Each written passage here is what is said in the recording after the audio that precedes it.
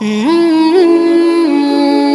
a knock at the door and hear two guys in a suit. I'm from the FBI. The first thing I have to say is, what took you guys so long? I told them the truth. I was gonna make my own IED, and I was gonna set across the Islamic Center over in a Banks parking lot, and I was gonna dial it in and just watch the show. Growing up, I saw a movie and it was Rambo. Rambo was tough, respected. He had intestinal fortitude. I said, that's what I want to do. I went off and joined the Marine Corps. I wanted the action. The first time I got shot at, I remember looking at my watch and I says, man, this time last year I was in English class. I fought several times in the Middle East, Desert Shield, Desert Storm, South America, Philippines, Somalia. I think the worst things that I have seen is dead children.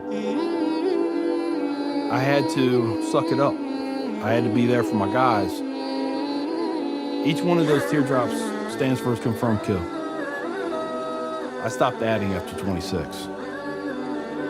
Where I was taught, Marine Corps, just own it and then let it go. But there comes a time when there's too much of that, and you can't turn it off anymore. I want you to give me a window into your state of mind at that time.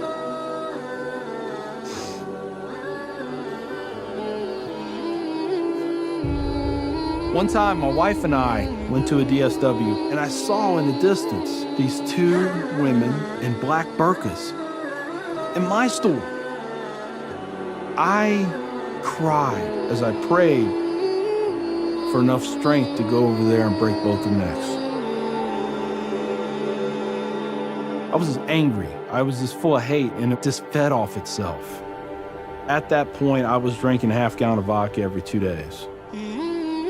I had devised a plan, create my own IED, homemade bomb, and I was gonna set it off right outside the Muncie Islamic Center. 200 plus killed or injured. That was the plan. I saw an opportunity to do one last thing for my country. This was my rationale. I knew I would end up in a federal prison with a needle in my arm. I didn't care. My hatred of Islam. It was the only thing that was keeping me alive. So one day my daughter comes home, second grade maybe. She was telling me about this little boy who sat across from her. His mom came to get him. She said she had scarves on her and she had a dress all the way down to her feet and couldn't see her on nothing but her eyeballs. At that point I snapped. Started spewing things out of my mouth that should never be said in front of children or anything. She didn't say anything. It was the look on her face. I remember my daughter looking at me like I was absolutely the craziest person on the face of the earth. She was my little buddy. She used to say we were road dogs. I know, I saw it in her eyes. I made her question that love. And that's when a light bulb came on. I decided to give the people of this community one more chance. So I went to the Islamic Center, see a gentleman in the shoe room taking off his shoes. He looks at me and he smiles. He said, can I help you? And I said, yeah, I want you to teach me about Islam. So he went and gave me a Quran. Read this, come back when you have questions. So I did. And I would see things in the book. I'd be like, there it is, I got them right there. Explain that to me. And they would. This was a kind of awakening. Long story short, 8 weeks after that first day I stepped into the Islamic Center, I became a Muslim.